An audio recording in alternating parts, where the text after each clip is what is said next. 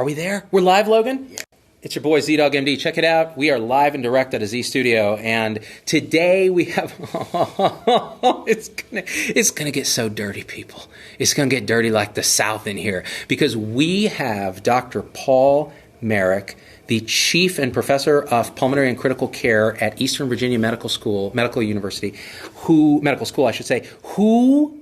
made himself insanely famous, first through his work, but then second, through this vitamin C miracle cocktail that supposedly cures sepsis. I saw it in the news come out earlier in the year. We did a show on it. We dissected the study that was published in Chest, I believe, and we went through and we said, well, this is why it might not be right, and here are some reasons it might be right. But the only way to know is to do a bigger trial or get him on the show. Boom! Dr. Marik.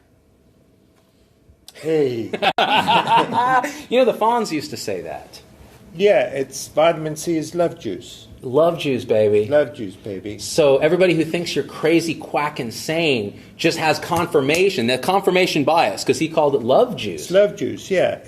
It's good for everything. So let me understand this. So vitamin C cures cancer, gout, herpes, AIDS, and sepsis.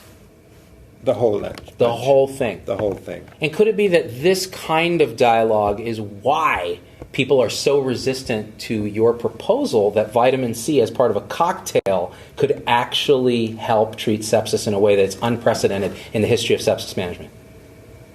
What was that? Dr. Marik, so good to have you here, man. Z-Dog. It is such a pleasure. Yeah. So, yes, you're absolutely right. So, what people don't kind of recognize is there's an enormous amount of scientific underpinning in what we do. And, this is not just invented. There's an enormous amount of basic science. And it has specific applications. So clearly your problem will not be solved by vitamin C. It will not help you. So you're saying your mental instability, yeah. Yes. Yeah, but now, this is interesting because you said that science backs up the concept of vitamin C that you're using. And we're going to get into what the actual details of this cocktail are and all of that. And if you haven't seen the show we did about this, definitely watch it. We posted it earlier. We did it a few months ago when this piece came out. And I'll tell you what got my attention first was the news headlines that were like, doctor stumbles on the cure for sepsis. And I will tell you, across the country, every single science-based doc their hackles immediately went up and was like, okay, there's some quackery coming now. Because when people say vitamins, cure, etc., immediately everybody goes up on guard. Now, you just said that science actually led you on the path to try this cocktail. You didn't stumble on anything. Could you explain that to the crowd? Yeah, so, the way it happened was I was sitting in the ICU. We had a really, really sick patient who was dying. Oh, in the ICU? You're kidding me. Yeah. Unheard of. Sick patient. Yeah.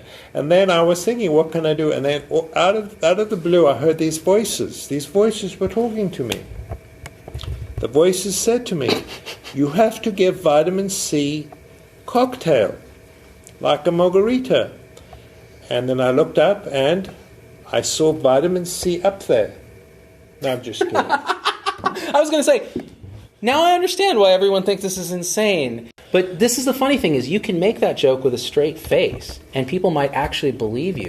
But you can say with an equally straight face that vitamin C with dexamethasone, with thiamine, given a certain amount of time over some days as part of a protocol that they're calling the Marik cocktail or the miracle juice, can actually save lives, and people will think you're equally insane. Yeah.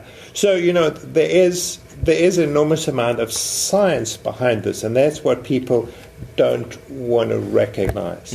So there are lots of pieces they don't understand. The first, I think, is that humans and guinea pigs, and I'm not sure why humans and guinea pigs together, are the only species on the earth that don't actually make vitamin C. So humans lost the gene to synthesize vitamin C. Okay. And so we depended on ingesting enough vitamin C. The second is when an animal is stressed, say you have a little goat And don't you stress a goat out. Okay? No, and Mr. Goat comes and makes advances towards her, which she doesn't want. She gets stressed out. Yeah, and it's like a Me Too goat moment. Yeah, it's a Me Too goat thing. Yeah, and the goat will make vitamin C as a stress hormone. It goes up. So when animals are challenged, they make vitamin C as part of the stress response. So kind of like we make cortisol, say, as a stress hormone. Well, what's even more interesting, as many people don't know, is that cortisol is secreted by the adrenal gland. Vitamin C, during stress, gets secreted by the adrenal gland. So in many ways, it's a stress hormone. It's a cofactor for a lot of things. Yeah. But let me ask you a question, because when Dr. Mercola or Dr., and I put these in quotes because he's a naturopath, when a naturopath or one of these other quacks says stuff like this, they always cite pseudoscience, they always invoke the Dunning-Kruger effect where they say a few scientific words and then look like they're really smart. The difference is when you talk about the science, you're actually a full professor of pulmonary and critical care, a bench and a clinical researcher, and very well respected in your field as being a kind of evidence-based guy.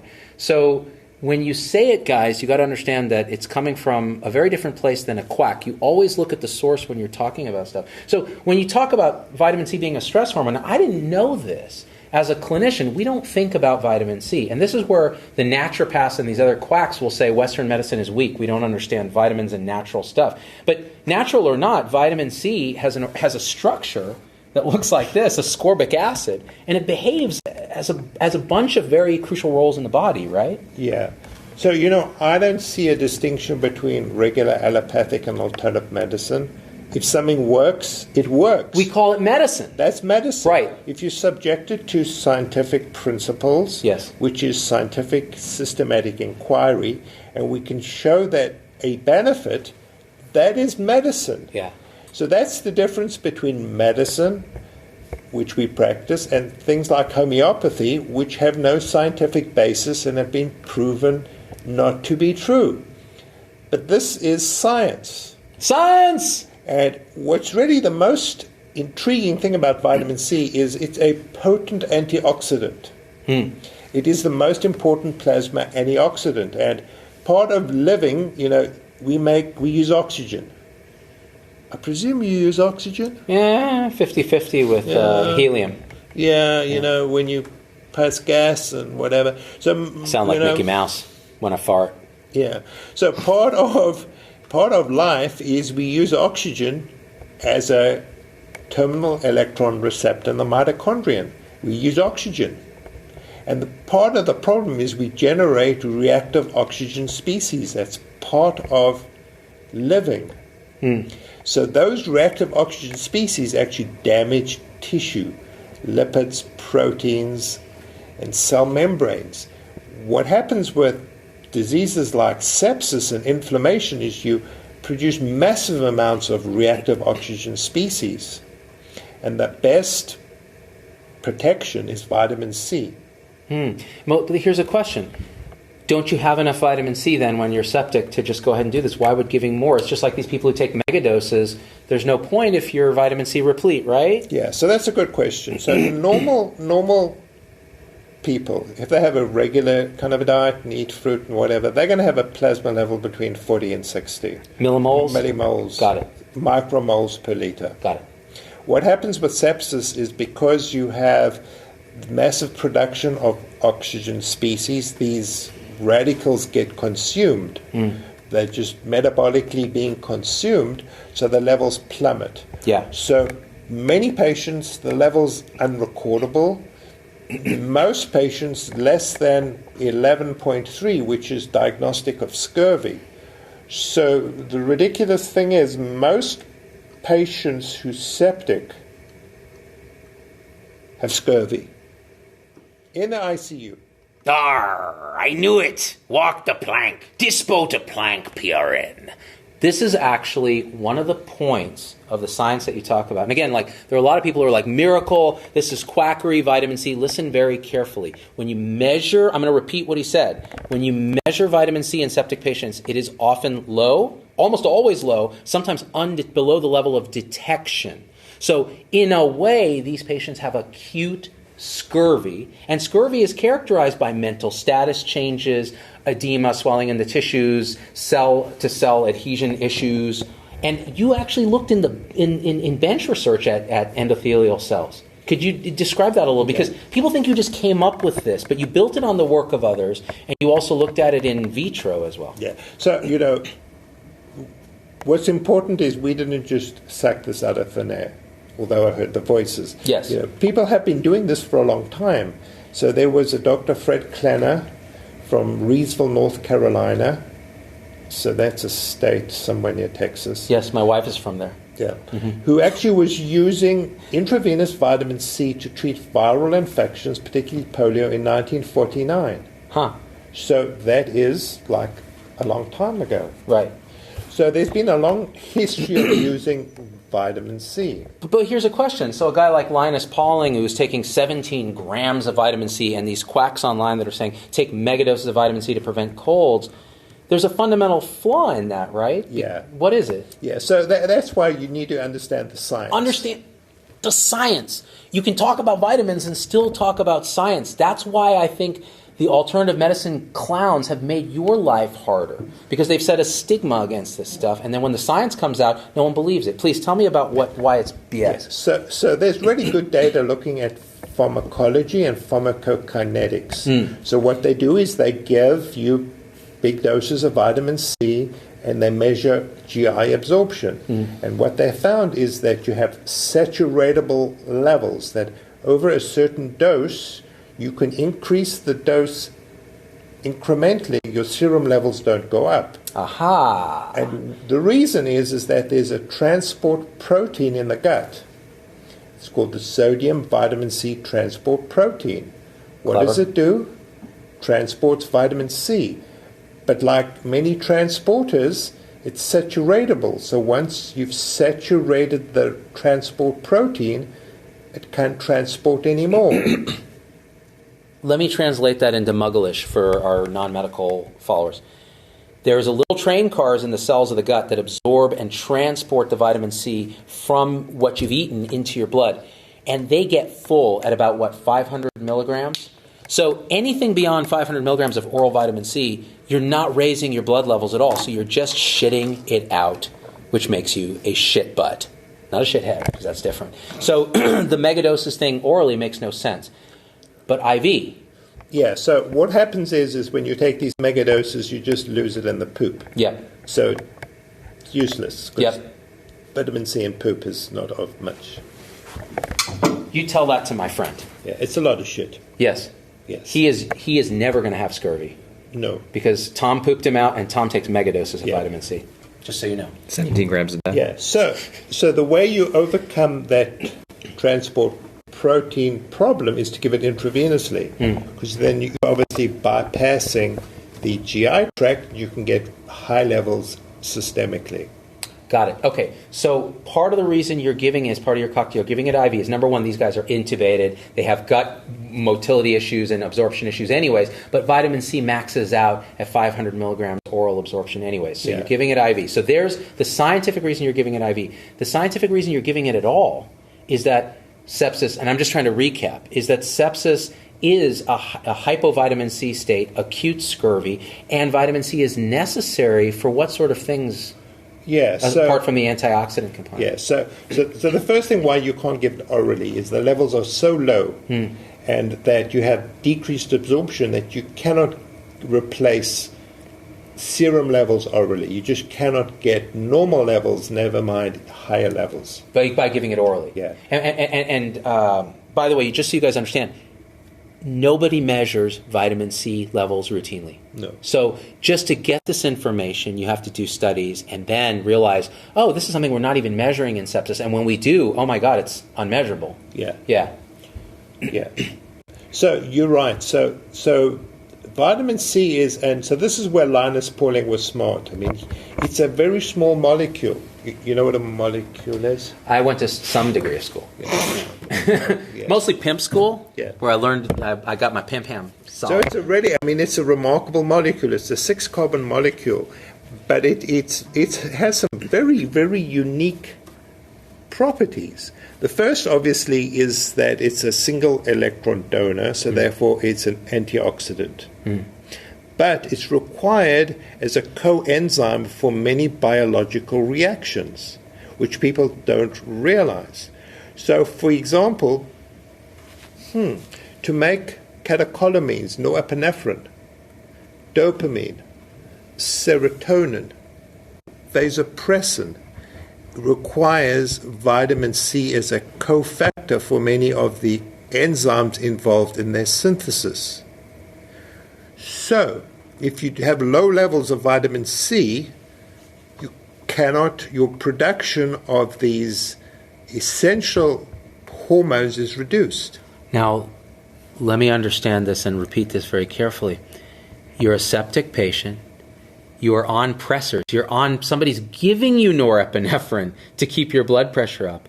And you are unable to make your own, partially because your vitamin C levels are so low. Maybe because they've been consumed in this stress process. And remember that humans and guinea pigs are the only animals that don't synthesize their own vitamin C. So it has to be gotten through the diet, and you're not eating.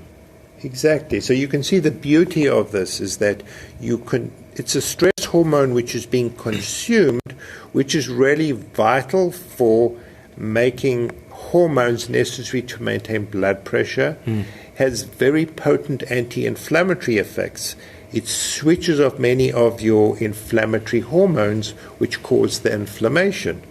Now, as we know, inflammation is a huge part of sepsis. It's part of the cascade that causes fluid in the lungs, edema, inability to oxygenate. And we focus a lot in sepsis, right, on the hemodynamic resuscitation of sepsis, giving fluids, giving blood pressure agents like Levophed, norepinephrine, to get enough squeeze so that blood circulates and you deliver oxygen to the tissues. But what if the tissues can't use it? So the mitochondria are dysfunctional, the metabolism of the cells is dysfunctional, partially because you're missing a necessary cofactor in the form of vitamin C. Am I understanding that was part of the rationale for the repletion of vitamin C? Yeah. Now, why the dexamethasone then? Yeah, so it was, again, the voices said to me, give dexamethasone. So the theory is that vitamin C has these anti-inflammatory properties, has vasopressor properties. So it just so happens that corticosteroids have similar actions. So I thought that at that time it was possible that they acted synergistically or additively together to supplement each other. That was the theory. Yeah. And it seemed to work clinically. Right. But then what we did was we actually went to the lab, which is the coolest thing, and we proved it in a laboratory. So, people think that I was insane and that this is all BS. I just made this up. And yes, and I felt that way when I saw the first press reports. I was like, mad scientist. But then we actually went to a real university, Old Dominion University, where they had basic scientists, where what they did is they took endotoxin, which is like bad stuff, they exposed it to a cellular layer, and when you give endotoxin to cells, it dies. And then they gave steroid alone, it didn't have much of an effect. They gave vitamin C alone, it didn't have much effect. But they gave the two together, it prevented the cells dying and the endothelial cells moving apart.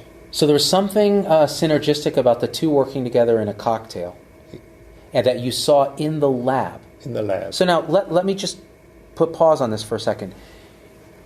When a quack, when an alternative medicine person or one of these naturopath gurus or Deepak Chopra or some asshole like that says, vitamin C cures everything, that motherfucker is not going to the lab and testing the theory on endothelial cells and then doing a trial in humans. That's not what they do. What a scientist does is they do that. Now, the trial that you ended up doing wasn't perfect, but it was so interesting and compelling that it requires us to think about what you're saying very carefully. And this is where, Z-Pak, I want you to understand how you critically think about press reports and studies and the scientists that are doing them. Are they scientists who actually are thinking clearly, have physiologic first principles, or are they just pulling big words out of their ass and sending them on the internet to 80 million views like Peter Glidden or one of these other guys we've debunked? So that being said, you saw this. Vitamin C alone didn't somehow, maybe it couldn't enter the cells, what was the theory there? So we still have to further explore how the interaction works. But you're absolutely right. In order for vitamin C to get into the cell, you need another transporter. SVC2, which is sodium vitamin C transporter 2. What interesting happens is when you have infection and sepsis, you get decreased expression of that transporter. So the vitamin C is not getting into the cell. So you could give all the vitamin C you want. It's just like the gut. Even if you give it IV, it can't get through enough train cars to get into the cell. What we know is that corticosteroids increase expression of that protein which gets it into the cell.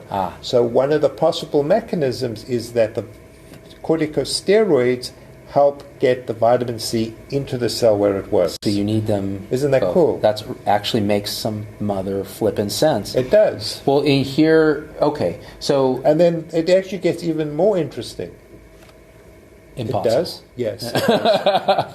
So what happens is for corticosteroids to work, that's cortisol, it binds to its receptor. Yes. The glucocorticoid receptor. Yeah. What happens in sepsis is the receptor gets oxidized.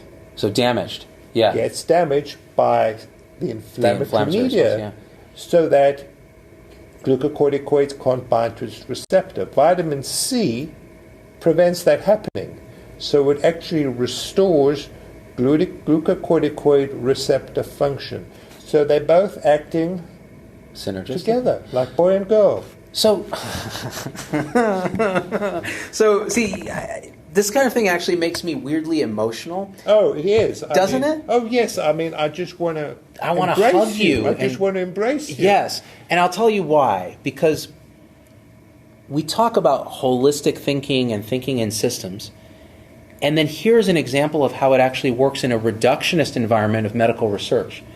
These two things are necessary to actually work in a complex web. And it's both of them that works. You could try either one and miss the boat. Think about how much we are missing in healthcare and medicine because we can't think this way. Yeah. And so what's really interesting, if you think about it, is when you test a drug, you test a single drug. Right. That's the way pharmaceutical companies work and make money. Correct. They want to sell their drug and they test one drug. Unless it's a combo pill. Yeah. That they can rebrand and remarket. Super Viagra. Yeah, Super Viagra. It's Cialis and Viagra. Together. And a roofie all combined. So, it's kind of unusual to study two drugs simultaneously. Right. But we actually added a third. God damn it. Why did you do that? Thiamine. Tell me about why you chose to do that. Because now it's so confounded by this big stew, I can't even tease it out. Yes. So it was... Again, it was like the sun and the moon aligning together. So the original theory was that, so the way vitamin C is metabolized is it gets broken down to dehydroascorbic acid, which then gets converted to oxalate. Okay. Now, oxalate can potentially damage the kidney. Kidney stones, yeah. It can cause kidney stones. So there is scientific data that shows that thiamine is involved in the metabolism of oxalate. And if you're thiamine deficient, you have increased oxalate levels. Perfect. So that was the original thought. Got it. But then as we were going on this little adventure in our little boat, Dr. Danino from Harvard. Oh, Harvard, I don't know if you've heard of this. My wife went there, and she doesn't fail to remind me of it on the daily. You heard this little medical school? Mm-hmm. Harvard? Yeah, it's in Boston somewhere, Anyway, Dr. Danino did a study looking at thiamine in sepsis, just thiamine. And he found that about 30% of patients are severely thiamine deficient. There you go. And if you give them thiamine, they don't die. So we thought, that's interesting. So there were two reasons to give the thiamine. Okay, so to kind of recap this, And again, it's enough to kind of melt your brain. Dr. Marik actually built on the work of his predecessors. Actually, as the anti-vaxxers say, he did his own research, except he's actually a researcher. And realized thiamine, maybe we need that to prevent oxalate damage, but also it's low in sepsis. So maybe there's some independent contribution. And if you remember, you know Krebs cycle? Ish, not Krebs cycle. I know. I remember learning it once in medical school and promptly forgetting it. ATP is involved, pyruvate. So basically, the whole business of life is to make ATP. I thought it was to have sex. Well, you need ATP to have sex. Speak for yourself, old man. I got it dialed with totally anaerobic. I do it but it's still ATP. Still ATP. Well, you can't last very long. Anyway, so you need it. So for endurance activity, you need ATP from the Krebs cycle. Thiamine is an essential cofactor for pyruvate dehydrogenase, which gets pyruvate into the Krebs cycle. If you don't have thiamine, you can't get pyruvate into the Krebs cycle. You can't make ATP. Isn't that fascinating? This is yes. It's orgasmic. Well, highly, and I'll tell you why I just orgasmed. Because this is the first time since medical school that the Krebs cycle has actually directly impacted my understanding of anything in the world. That is fantastic. So you're fixing part of the broken Krebs cycle. You're fixing all the cofactors that need vitamin C in the acute scurvy deficiency state. You're giving dexamethasone because it's synergistic and in itself is a stress hormone in a septic situation. Now, this was the theory. The practice of it is you gave it in a cocktail that we talked about before, and you did a study. Tell us about what you did. Yeah. So we did a study. Most people think that this was like a completely, utterly BS study. And I might have said something to that effect initially when I was looking at it. But the reality is we gave this to patients who were dying, and they just didn't die. How dare you? So, what more proof do you need? Well, here's a question. And I think a lot of people wanted these sort of questions asked directly to you, so now we have a chance to do it. You did a before-after trial, which people would argue is one of the lower forms of evidence. You said, here's a group of patients before with severe sepsis by these criteria, and you matched them, Len, to a group of patients later was it the same year? Or? It was we did January to July of 2016. Okay. And then we did the 7 months prior to that, 2015. Got it. Okay. So you took a population of septic people who didn't get they just got the usual intervention. Some of them got steroids, some of them didn't. And then you compared it to a group where you did this intervention, where you gave the Marik Miracle cocktail, the vitamin C, the dexamethasone, the thiamine, and the other standard protocol. Yep. And what you found was a dramatic difference in mortality, in people dying, in people getting off pressors more quickly, the blood pressure agents, procalcitonin dropping, these markers of sepsis and inflammation, and just dramatic. To the point where only, I think, 4 people died in your trial group. Yeah. And those people didn't die directly of the sepsis. They died of their underlying condition. Yeah.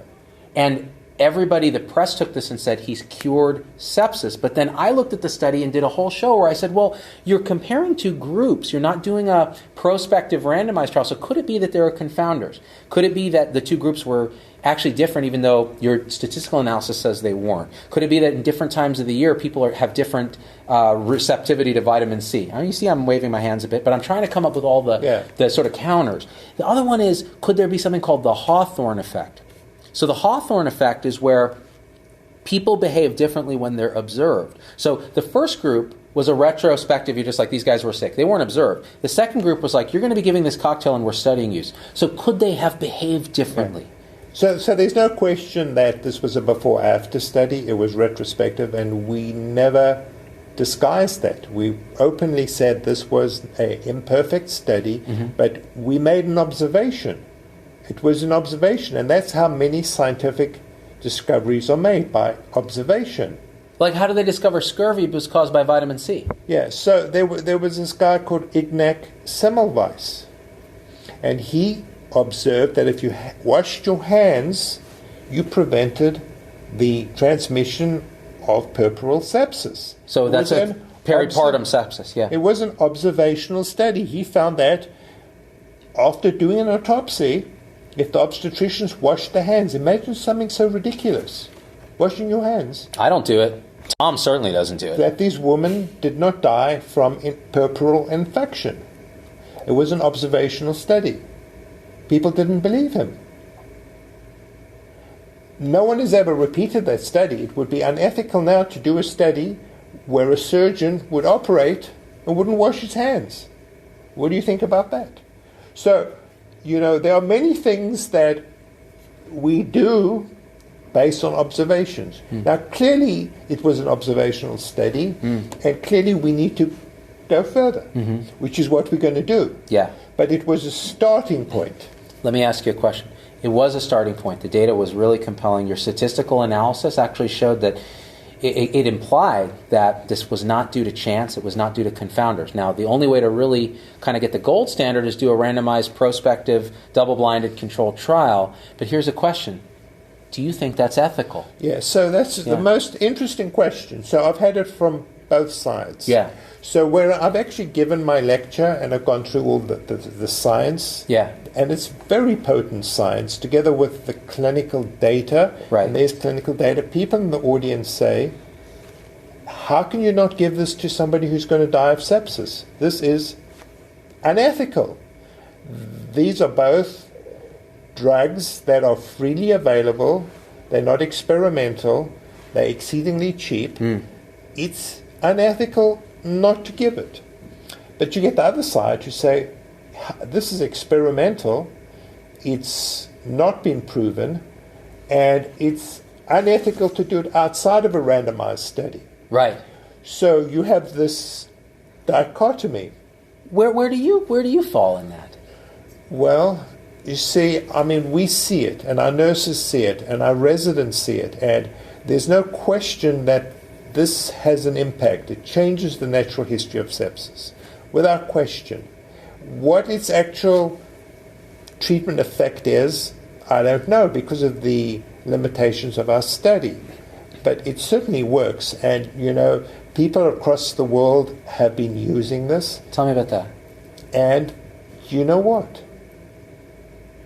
Do you know what? I know a guy named What, but he's weird. I think he's Vietnamese. They tell me the same thing happens.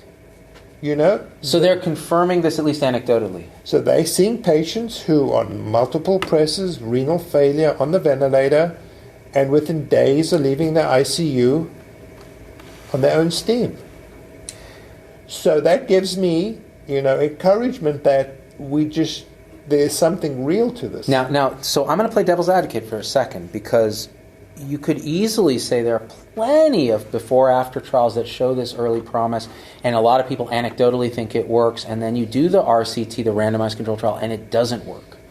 And do you see that still as a possibility in your own experience? Now, again, you got to use your intuition a little bit. So as we'll get to, we are going to be doing randomized studies, because obviously I think it's become clear that the only way that we can get this rapidly adopted and we can save the millions of lives we can save is to do randomized studies. Yeah. I suspect the treatment effect will be somewhat less than what we saw. Yeah. But we will see, I'm absolutely sure. I would be shocked to the core. I would go into shock if we didn't see a benefit. But you know what? Who knows? That's why you have to do these studies. Yeah. And we're going to do randomized studies, and we'll see the benefit. And here's a question. Who's going to fund these studies? Because Big Pharma doesn't make vitamin C and thiamine, and where's the profit motive in this? One of the things I was very moved by when I read the first article is you were quoted in saying, look, I'm not making money from this. This is about me on the ground as a clinician doing something and seeing lives saved in a condition that is 30% fatal, 20% fatal, depending on where you are. And now we're seeing this dramatic change where in 2 hours their pressors are weaning. It's almost a predictable pattern that you're seeing. The procalcitonins coming down, all this other stuff. You like my hand waving? I've been working on it for years. You do. I'm not as good as Peter Glidden because he does this. But very good. Yeah, but when you saw this kind of happening, what am I trying to say here? Answer my question for me that I was trying to formulate. So who's going to fund this? You are. I discovered that you are independently wealthy. I am. I'm a Bitcoin thousandaire, and within a couple of months, I'm sure it's going to go to $1 trillion. So that's why I'm here today. Oh, you're here to ask for money. God. Ask for money. Logan, turn it off. This happens every freaking time. You know what? I get a guest on the show, and it always ends in they're asking me for money every single time. And you know what? We're not just talking chink change. This is Vegas. We're talking big bucks. Big money. Big money. Yeah. Well, but in all seriousness. Yeah. So you know, when we started this, we made overtures to the NIH, and we made overtures to, and we really didn't get very far. Fortunately, because of what it is, we had some philanthropic donors who came to us and said, you know what? This is the coolest thing we've seen. We want you to do this study. Got it. So because these are people that have no vested financial interest. So they're not going to bias your trial with the funding source? No. So it's not, thiamine manufacturers? Or, no. Big thiamine. The big thiamine. Because I'll tell you, big ascorbic acid, they are dicks. Yeah, so they are direct-to-consumer Flintstone ads. Oh, I've seen them. You've seen them. This is not the factories that make oranges. You know those factories that make oranges? They're orange factories? They are orange I feel like I've just been told by Neo that we're living in the Matrix. Yeah. Wow. So it's not them. Got you. Okay. So this is like an independent group that are going to fund the randomized control trial. Yeah, well, we actually have two, believe it or not. That's fantastic. I'm not giving you the finger. Yeah. Aren't you? You're from some shithole country, aren't you? Yeah. That's where they do this instead of this. Yeah. South Africa, right? Yeah. Yeah, actually, I never formally went to medical school. I knew it. Yeah. This is the thing with international medical grads. Just like my dad, they just fake it until they make it. Yeah. So I was like a student in the trees. That explains everything. But actually, okay, I want to summarize something, and then I want to ask you some personal stuff. Is that okay? Yeah, And I'm going to use more of these. This is fun, as long as we can hold hands. Dr. Marik, when this happened, When what happened? Now I'm getting really weirded out. Now I'm getting really excited. I love you so much. I just want to tell you that in a platonic way. Maybe. It doesn't matter. It's a brave new world. Yeah, it is. But anything goes. Anything does go. So here's the thing. You've come up with this thing that has very little harm. We haven't seen harm. We haven't seen kidney damage from the vitamin C. It's not expensive, and it potentially could save lives. The reaction from the medical community to what you had proposed and done, and I think it was partially based on the hyperbole of the press. So we get very uptight when we think there's hyperbole because we've been burned by it before, has been very mixed at best, hostile at worst. And you use the example of Ignaz Semmelweis. He died in a mental, trying to escape from a mental institution after basically figuring out something that would have saved millions of lives ultimately. You're now in a position where if you are right, you've done something that's so transformative, that's so maverick, because no one would have thought to do it, that is completely out of the purview of big pharma and all the other crap that the quacks say we're under the influence of. And you're doing it out of passion and love and science, but yet these guys are attacking you. Now, whether they're right or wrong that this thing works or doesn't work, what's that like as professor and chief of pulmonary and critical care at Eastern Virginia Medical School? Like, does that hurt? Is it something you don't care about? How does that affect you? Well, I did go insane. Truly insane. Truly, completely insane. That surprises me not a lot. Yeah. So I think it's cool. I mean, to be frank, I think it's really cool because it's really cool. I mean, I know we have a combination of readily available agents that are cheap, safe, and can potentially save lives throughout the whole world. And I think that potential is just so enormous it can't be ignored. So if I'm wrong, you know what? I'm wrong. But if I'm right, I think the potential is enormous. But here's a question. You're not bothered by these attacks, by people calling you a quack or just literally saying that you're crazy and full of shit. Oh, yeah. I mean, it is somewhat disheartening when, highly respected, now I'm talking about highly respected world experts, call what you're doing snake oil and dangerous to patients. I mean, obviously you take notice. But then you say, you know what? Can I use the A word? Yes, of course you can use the A word, awesome. They're just assholes. Yeah. Because you know what? They're criticizing things they don't understand. So I think if you took the time and actually read all the basic science, read the biological plausibility, reviewed the biochemistry, you would have to say to yourself, you know what, maybe he has come up with something. This is my take. So I was very skeptical when I saw the news reports. I did the show where I thought we did a kind of balanced review of the article and what could work and what couldn't work. And I ended it with saying, if you're right, you've really transformed the care of a potentially fatal disease that affects millions of people.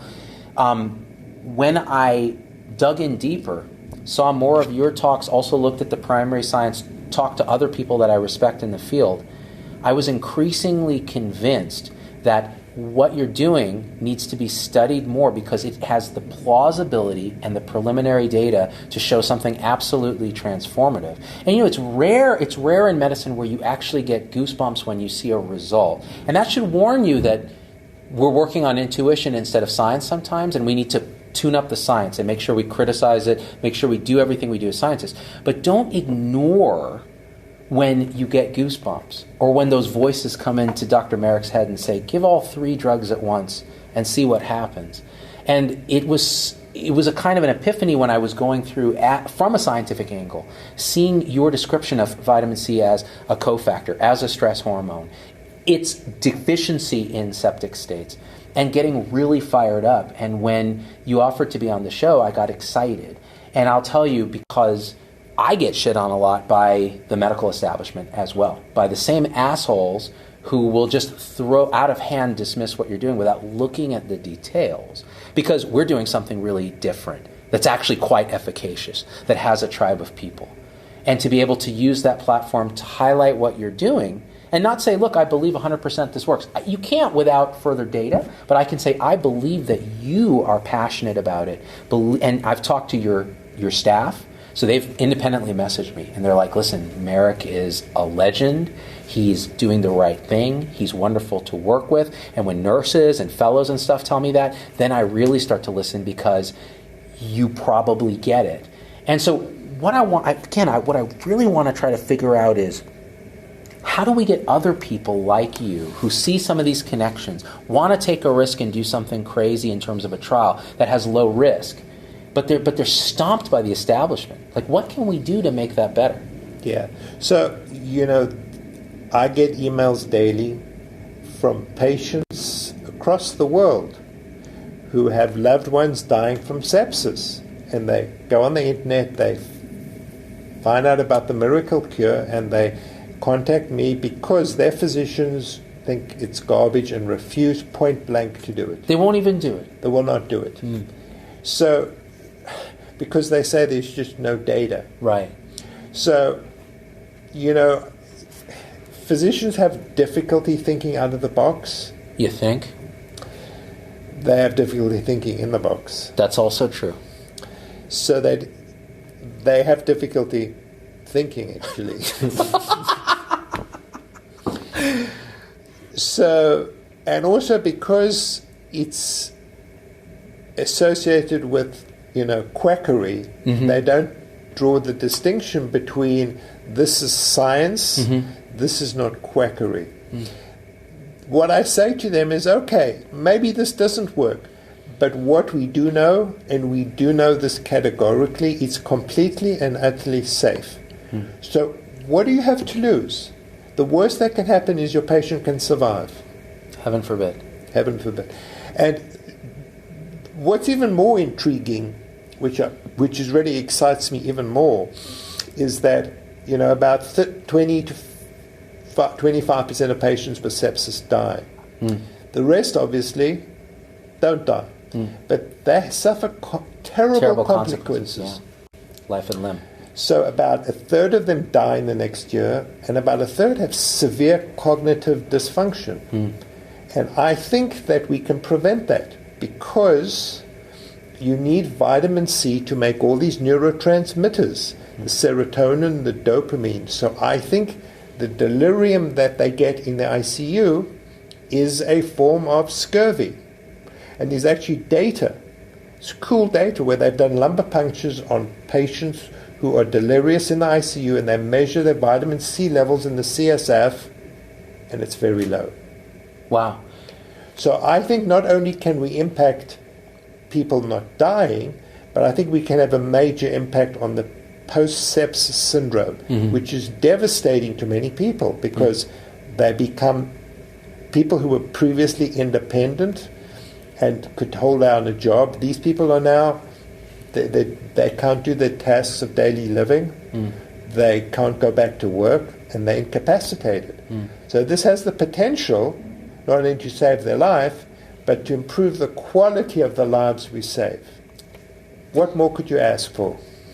Bitcoin. Lots of it for free. Yeah. Yeah. No, this is why I think it's a low-risk thing. So my call to action, we're going to take some comments. My call to action is really this. If you guys are there, if your docs out there, nurses, APRNs in the ICU, you don't have a lot to lose by trying this in your septic patient. You have to give it early, concurrent with admission to the ICU and diagnosis of sepsis. Yeah. So let me just emphasize that. So I think you don't want to wait until the patient's dying. Right. It's like, it's the same thing as antibiotics. And we know if you give antibiotics early, that they work much better. So what we say is as soon as you make the diagnosis, you're going to give antibiotics, you give the cocktail, but you've got to do all the other right things. That's another thing. People think we're saying replace other stuff. No. Antibiotics, pressors, all fluids, all the other stuff. Yeah, so some people get the idea that this replaces antibiotics. No. So really what you need is state-of-the-art care, and this is on top of that. That's right. And that's what makes it unique, because you're not causing harm with it. It's not incrementally a whole lot more expensive, and it's in addition to what you're already doing. So my thought is, hey, give it a shot and then shoot me your anecdotes, obviously HIPAA compliant, and just tell us what you're seeing. And we can crowdsource an understanding of what's happening in the setting of this and then feed it back to Dr. Marik, so when they design their randomized control trial, they'll have more sort of preliminary sense of what to do with the design. And also what the outcomes might be and what they should be looking for. It's really exciting. So comments. Tom, was there anything that popped out? Well, I just had one from Jeremy that we kind of just covered, which was one of the better comments. But he wanted to know, what are your opinions on the future pre-hospital care of sepsis regarding identification, treatment of fluid, reperfusion, blood draws for labs, and maybe pre-hospital antibiotics? But I think that was covered. So like EMS. So actually there is a physician who... keep unnamed, who's actually working on a kit of vitamin C, hydrocortisone, and thiamine that he puts in the ambulance. Oh, wow. Yeah. So that when patients are diagnosed with sepsis in the field, and give it right there. Give you antibiotics and give you vitamin C. Got it. And, a lot of these guys are potentially going to get steroids anyways as part of a stress package. Not all of them, though. And in your pre-group, some of them didn't get steroids, which is one of the confounders, right? Because although you adjusted for that, right? Yeah. Are you compelled by the adjustment that you did? So we're going to do randomized studies now, and so that will give us the answer. So because obviously there were confounding variables. Becca Pearson says, ZDogg, us registered dietitians would love to chat with you. # Krebs cycle for life. Apparently it's a thing. The dietitians love the Krebs cycle. Diana says, I'm a 911 paramedic, speaking of paramedics, and she says, when we're transporting a patient who is clearly septic, would it be of any help to provide thiamine and dexamethasone IV while en route, or does it need to be the complete cocktail? Yeah, so that's a good question. I think you need to give all three together. Hopefully, what would be proposing is that you have like a shock pack that has all the stuff, vitamin C and thiamine together, and you just shoot it in, and then you give the hydrocortisone. So there have been physicians who decided to try and modify the protocol. Some they didn't like the steroid piece, and it doesn't seem to work as well without it. So it's for the reasons you got into earlier. Yeah. So I think it's like a hamburger. You got to have all the pieces together. A hamburger without the bun is not a hamburger. A hamburger without the bun is my low-carb diet. So you just stepped on my rights as a low-carb. Well, you know what? You're going to put ketchup. You're going to put... It has sugar in it. Oh, my goodness. Mustard. You're going to put mustard. I mean, what kind of a freak are you? I have a severe one. Severe one. Ashley would like to know, would you need to know their G6PD enzyme status for seeing as deficiency can make vitamin C pro-oxidant? Okay, so that's already... Unpack that for the muggles. Yeah, so that's a fascinating question. So there is a condition called glucose-6-phosphate dehydrogenase deficiency. Don't eat those fava beans. Okay, so the fascinating thing is that when that happens is that the red blood cells get oxidant injury. The trick is that low-dose vitamin C is actually the treatment for G6PD because it is an antioxidant. It's only in the high doses that you get hemolysis. Huh. Do they know why? So, I mean, it has to do with the red cell. So the red cell has a different... It doesn't have a transport protein. So it has to do with dehydroascorbic acid being taken up by the red cell. Got it. So it's interesting. So for our perspective, we use a low dose. Yeah. And in fact, low dose vitamin C is actually being used for the treatment of G6PD deficiency. Got it. It's the very high doses they give to burn patients or patients with malignancy that they screen for G6PD. Got it. That's very helpful. That's a great question, actually, because that came up in some of my reading on the subject as well. Mark Silverberg says, yeah, Paul Marik, I know him here in Norfolk. We love him. It's your people, man. I have a question. When we were talking off camera before the show earlier, you said that taking supplementary vitamin C may be positively beneficial for Alzheimer's? Yeah, so, the whole question about whether people who have a reasonable diet should take multivitamins or vitamins is a really open question. Right. And the data, the science... So mixed, yeah. The science to date doesn't show a really positive response.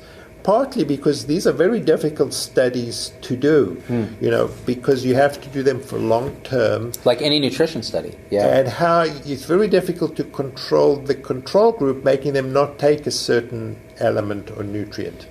But there are some retrospective studies. So they take patients who have Alzheimer's and they take patients who don't have Alzheimer's, and then they look at their vitamin C levels. And multiple studies have shown that patients who have Alzheimer's have low vitamin C levels. And the biological plausibility is that part of Alzheimer's is you get oxidative injury to your neurons. And vitamin C is the most potent antioxidant in the brain. So there is some data and there's some biological plausibility that vitamin C may possibly have some protective effect against Alzheimer's disease. And again, probably more studies, you need better data. Yeah. It's hard to do. But you know what? I mean, I think it's so innocuous that what have you got to lose? And remember, taking megadoses of any vitamin is not a great idea, but taking megadoses of vitamin C doesn't help you just shit it out, because you saturate your transporters. Yeah. Well, one of the questions a lot of people want to know is, should you be getting your food or your vitamin C from food or from pills? Yeah, so obviously the answer is from food. So if you can get enough, just because when you have food, you're taking the natural food, which has all the other flavonoids and other essential elements. Flavonoid! Whatever. Don't you laugh at me, Tom Heineber. That's bad. The problem is that most people don't eat enough fruit every day. You have to have a real... And some fruits, like bananas, actually don't have a lot of vitamin C. It's all starch. And, So the data shows that whether you get vitamin C from fruit or from a tablet, it biologically is the same. Are you okay with people juicing oranges and things like that? Yeah, so I mean, if they take enough via fruits, that's fine. But particularly elderly people may not take enough fruit. So if you're a fruit person and you take enough fruit, kiwi fruits, red peppers, citrus fruit, you may get enough in your diet. Now remember, the context of vitamin C we're talking about is intravenous in the ICU for sepsis. So this is a separate discussion, but I think it's valuable as well. Leo Smith says, how complex is the vitamin C corticosteroid thiamine cocktail to make? Is pharma the only option for large-scale production and funding? I mean, with 15 to 19 million cases of sepsis, it should be an appealing prospect to any sort of pharma for prepping the cocktail into one thing. And what's been your experience with making it? Yeah. So are your pharmacists like, don't make me do this? Yeah. So that's a good question. So people say, well, get a patent on this, and you kind of retire. So obviously you can't do that. I mean, each one of them are non-patentable. Right. So Shkreli already patented Thyman just for the hell of it. He bought the Thyman thing, and now he's rich. Yeah. So Still a douchebag. Yeah. So I mean, you can't have a patent on vitamin C. Right. So what I think will hopefully happen is that and vitamin C is really easy to make. It's you can make it in your garage. It's made from glucose. So hopefully that we will stimulate enough interest that generic companies will start making generic vitamin C, which just seems to be happening. Got it. And with that, the price will come down even further. So I see me, Tom, and Logan Breaking Bad in my garage with vats of glucose synthesizing vitamin C, and they're going to call me Hildenberg, which was Heisenberg's slightly delayed cousin. Other thoughts, Tom Heineberg? One question ethically that I'm curious about is, what about our furry friends, the guinea pigs? Because they also are screwed and can't make vitamin C. Yeah, how do they get their vitamin C? They screwed. So Freaking guinea pigs. that's why they're guinea pigs. Right, that's true. It's interesting, though, that the goat generating a vitamin C stress response is fascinating because we don't think about these things in that way. And it goes even further. So most do you have a little puppy at home? I have a cat, but I have 2 Z-pups. Yeah. Yeah. So most people have pets at home. Dogs and You're saying a cats. cat isn't a pet? It's not a pet. First you diet shame me about my carbs. Look, Sea Dog, don't talk about your pussies. So animals are intrinsically more resistant to infection and sepsis, probably because they make vitamin C. But what's interesting is if you do have a septic animal and you give it vitamin C, it has therapeutic benefits. So there are vets actually who will treat septic animals with vitamin C. Interesting. Just because their levels don't get as low as humans do, but they still benefit from supplemental vitamin C. Got it. So let me ask you a question. What's next for you in this process to work on the clinical trial? Yeah. So I'm going to retire. What? No, because I made so much money on no, I'm just kidding. On vitamin C futures, right? Yeah. So pork bellies. Yeah, haven't watched the stock market, the vitamin C stocks. You know what? This explains it because Heineberg's been investing in vitamin C cryptocurrency. That's right. Yeah. Yeah. I'm shorting it actually. You're shorting it. Yeah. Flintstone futures. Yeah. But I'm long guinea pig vitamin C. So we're going into the guinea pig business. Yeah, I see. Yeah. So the good thing is that there are 5 randomized control studies currently being done. Awesome. And there are 2 more that are underway. Great. So I'm going to be involved with the 2 studies in the U.S. Great. And I think that is so exciting.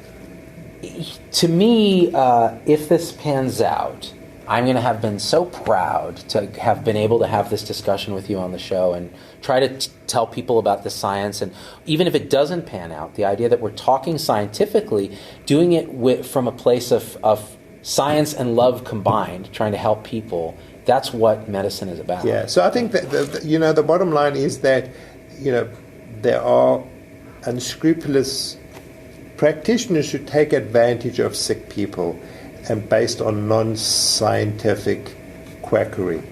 And I think that's the tragedy. So this is science. This whole thing is based on science. We've used a scientific approach, and I'm confident that the science will prove itself. But I think always if you believe in something, you have to test it out scientifically. Yeah. Well, I'm super excited. I'm really excited, and I want to see this trial happen. I want to have you back when the trial is done to tell us about the data, especially if it fails, because then I'm going to be like, how's that guinea pig farm doing? Yeah. Sucker? Yeah. So you know what? Yeah. Darth Vader? I'm not sure. No, seriously, I mean, all joking aside, I have tremendous respect for what you've done. Watching you speak on video is a sublime experience, the way that you talk about the science about this. I think a lot of people should listen and learn and do the trial. And we have to stop being assholes to doctors who are trying to advance science. We can be skeptical, that's our job. But being an asshole is not. Yeah, so I think it's good to be skeptical. Yep. I think it's good to double question, but I think then what you need to do is don't criticize the other hand. Why don't you go and look at the science? Yeah. Look what's been done before, and then you can speak from a position of strength because you know what you're talking about. Oh, hell yeah. And on that note, Z-Pack, is there anything else, Tom Heineber, you want to... You guys need to share this, okay? Because every day there's like such whack-ass nonsense about vitamins online. This is one of the only times there's been a good vitamin discussion online in the history of the internet. So share it.